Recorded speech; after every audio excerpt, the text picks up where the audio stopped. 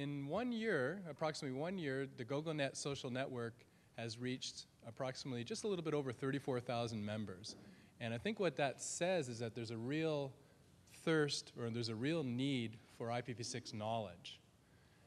Now, IPv6 knowledge is a little bit different than IPv6 information. Obviously, it's very simple to Google IPv6 on the internet, pull out information, but what is difficult is knowledge. Knowledge is learned, and knowledge only comes from really 3 different places. Either you learn it when you go to some sort of formalized training, or you learn it in school. You have it because you've done something in the past with your own experience, or you learn it from others.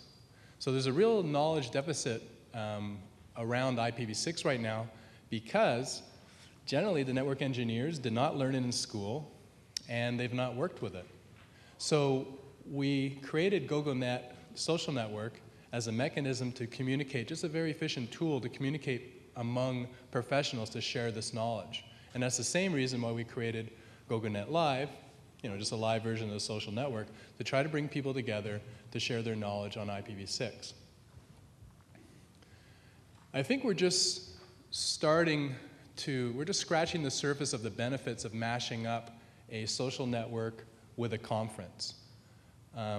A conference is generally a one-way communication, and what we're trying to do, and again, it's just baby steps, but what we're trying to do with GoGoNet and GoGoNet Live is, by putting everybody on the social network, is try to change the communication model from a one unidirectional broadcast model to a bidirectional interactive model. By putting the presenters and everybody in the conference up on the social network, you can then make contact with them before, during, after, meet them at the show here, and then continue the conversation afterward over the social network.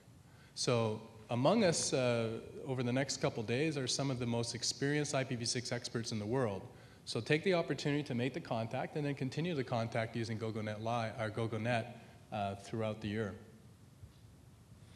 The focus for our conference is on what I'm calling the discontinuity event. For those that have been in the IPv6 world for many years, and there are quite a few of us in the audience here, we've all been waiting for this killer application. And we fantasized this killer application would accelerate the adoption of IPv6, bring it in advance. But you know what? That killer application, as it turns out, is really just the internet, or more specifically, is internet continuity. So what's very important now, if that is the case, is that we focus on when that continuity will break, hence the discontinuity event, and that is when the IPv4 addresses are depleted. We now believe that it'll be this depletion that'll be the tipping point in the galvanizing event that will usher in IPv6 in a large way. So today's conference, starting out in the morning, will be focusing on this discontinuity event. We want to focus very specifically on the mechanisms on address depletion. What are the policies?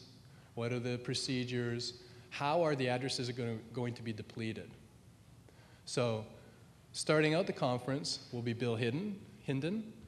Bill is one of the inventors of IPv6, the original RFC for IPv6. And then we're going to move into the specifics of this discontinuity event. So Elise Gurwitch will be speaking. She's the vice president of IANA. Will be speaking from an IANA point of view on how addresses are depleted.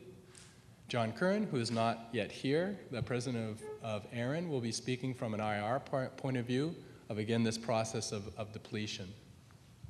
Then following that, this will describe kind of the how, the what, and the where of this discontinuity event. Then we're going to speak about the when.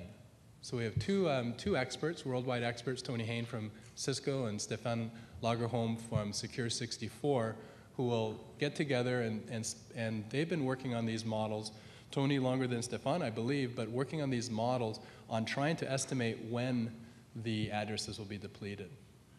After that, Dave Ward, CTO of the infrastructure group at Juniper, will be talking about the of living in a heterogeneous IPv4 and IPv6 world.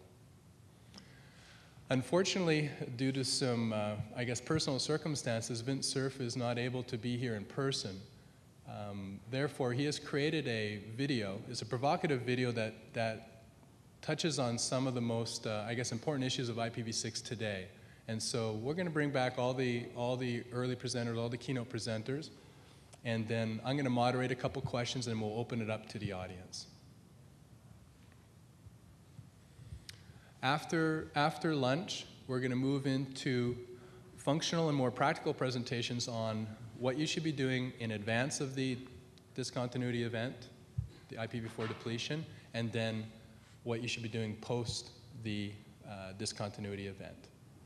We're going to end the day in the other room, and the other room also serves as a lounge if you want to just have somewhere to sit or talk. There's a few tables in there and couches and so forth, but we're going to end the day with a reception put on by Juniper where we'll all relax, have some drinks, have some food, and then hopefully make these connections I was talking about earlier. The following day, tomorrow, we're going to start the morning off with vendor presentations because everything we're going to talk today has to be implemented in some way.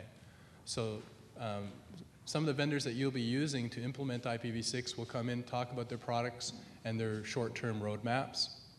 And then after that, we have a number of excellent presentations on what we're calling best practice case studies. So learning from these pioneers who have already done IPv6.